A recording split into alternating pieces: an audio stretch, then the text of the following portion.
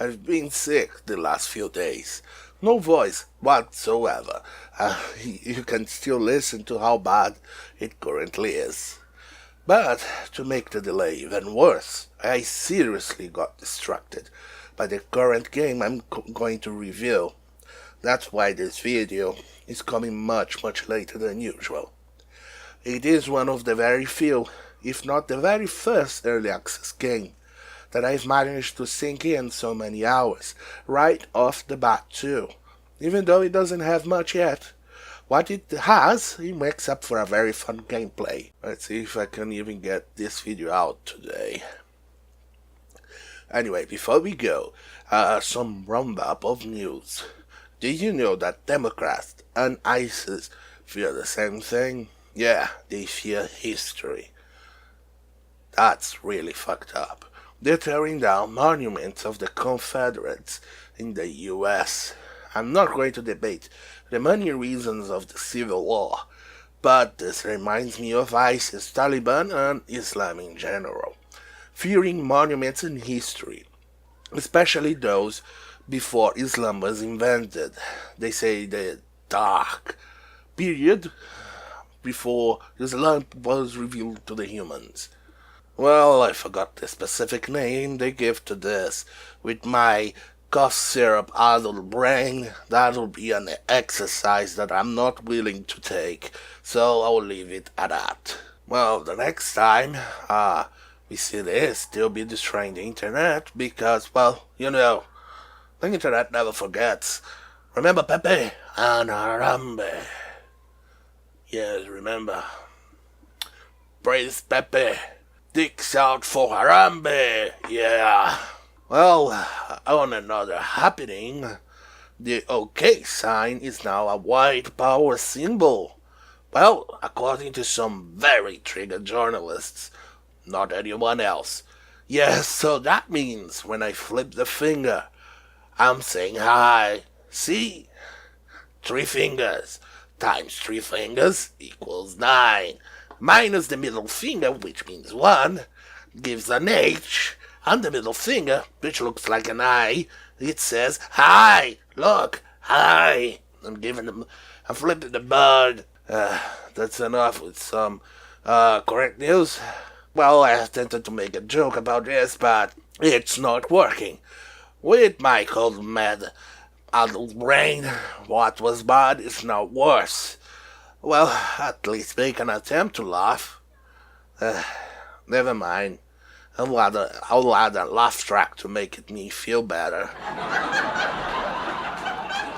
There, now I feel much better. Well, hey, don't judge me. You would have done the same.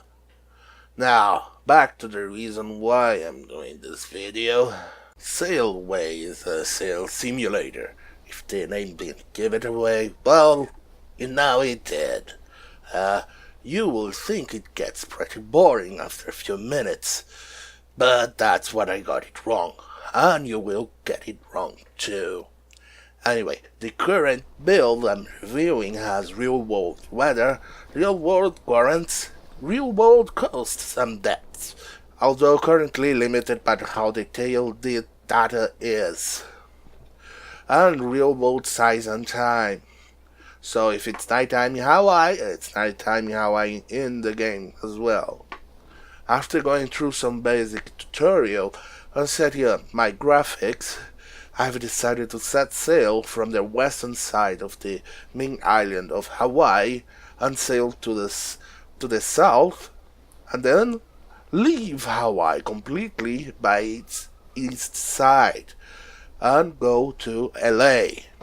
The journey took me around 3 days just to leave the Hawaiian island shelf, because the winds were not favorable, as in they were not strong enough, or they were headwind for me. I've decided to check the weather pattern in a nifty website called windy.com to see wind strength and direction, and it matches the game correctly. The waves started really low, and initially due to low wind, and how the island itself acted as a shield and lowered the wind strength. But as I was moving out of the mountain range and going southbound, the waves increased in size. Even with a somewhat low wind, it was still enough to see some high waves of at least 7 feet tall. But just like in real life, the wind funneled on top of the island and created a bubble of very low wind speed. Now it wasn't a sunny day anymore, it was cloudy with a shitty winds and 5 feet tall waves. Well, and to compare it to the real world facts, it took me a whole day to get out of that bubble. That's how slow I was going, around 3 knots. Meanwhile, gusts of wind would require me to change sails from time to time. I've learned that despite the gusts of wind, the average wind angle would always win, and does not need to change the sail trim so frequently. One of the many features I've yet to see in a shipping or sail simulator is the trimming of sails and how detailed it can get. I would also like to mention the wake, the 3D wake. Very few games do that today. Anyway, after going through the tutorials, which were easy and quite explanatory, I jumped right out of the easy settings, which means I could control just the direction of the ship, to advanced and expert, where I have full control of the sails. With real world speed and size, it will take me the same amount of period a newbie will take to reach the US West Coast. And that makes it very interesting and fun. But you ask, I don't have time to control the boat 24 hours. Do not worry.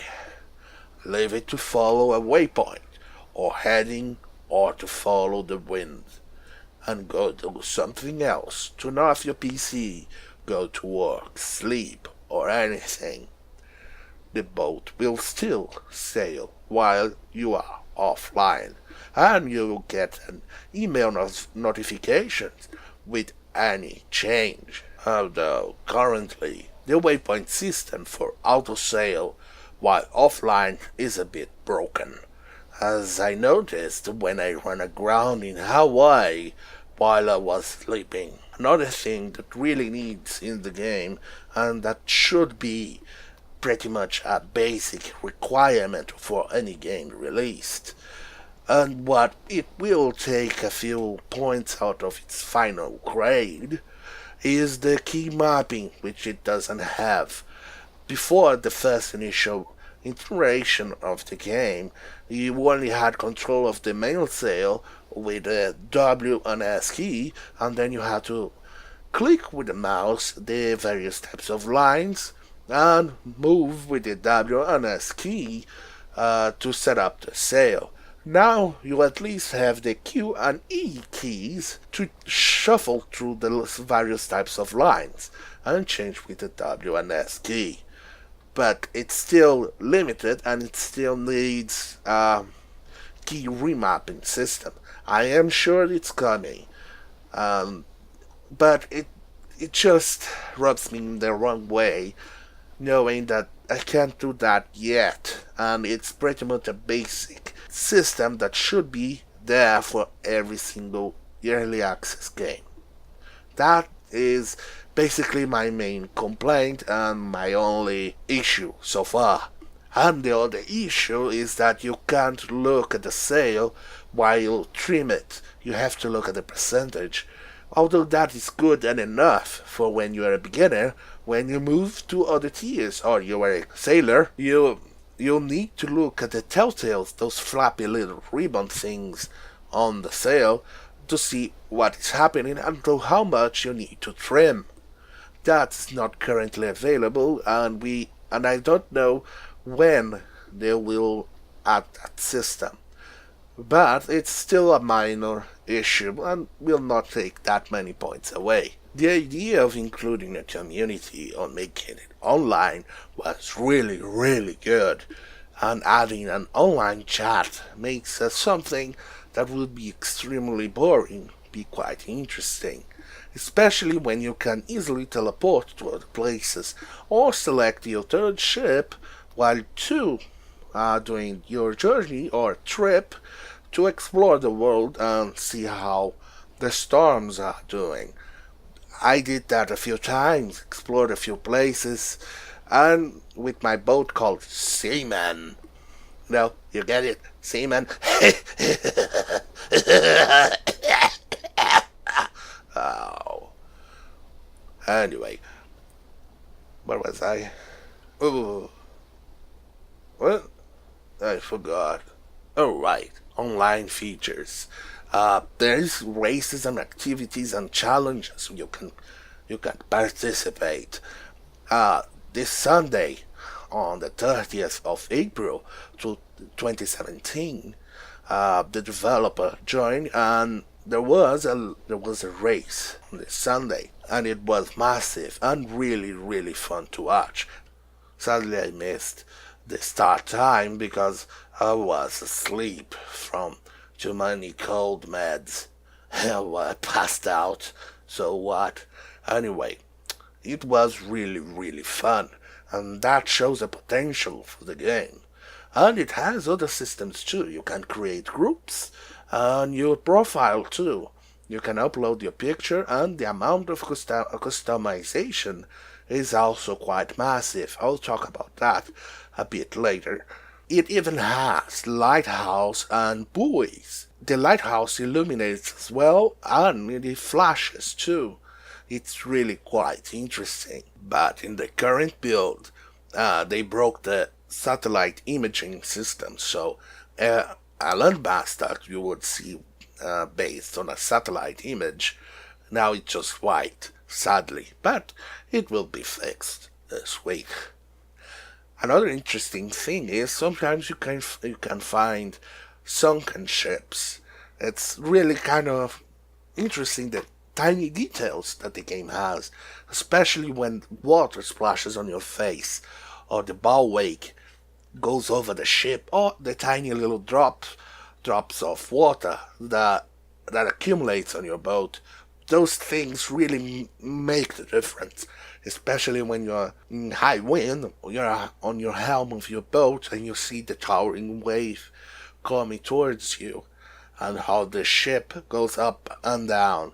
It really is something else. Now I'm gonna talk about the customization, which is quite amazing. You can change any color of the ship, including the plastic, some rivets, and even the line colors. The three boats offered, the one with the most options are the 38 feet Ocean Cruiser and the Mini Transat. The Caribbean Rose has a more limited amount of what you can change due to its wooden structure, but it's still quite a lot. You can change the sails, the name, the port, the home port, and everything, including fonts too. You can even make them more metallic or more plasticky, if that's a word. And the sea color too is quite, it follows the real world counterpart as well. It's based on location. That means sometimes you get them very dark blue or brownish or greenish, depending where you are in the world. Now, one feature that I would like the most is having the cabin and improve the shading of the water. But nothing compares to this.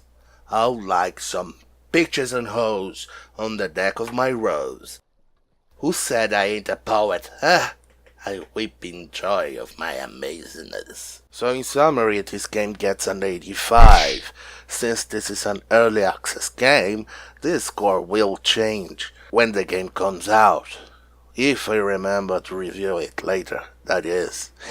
Although my voice seems to have improved, or sounds better, I still sound like a mouth breather. Well, anyway, this is it. I'm still too sick.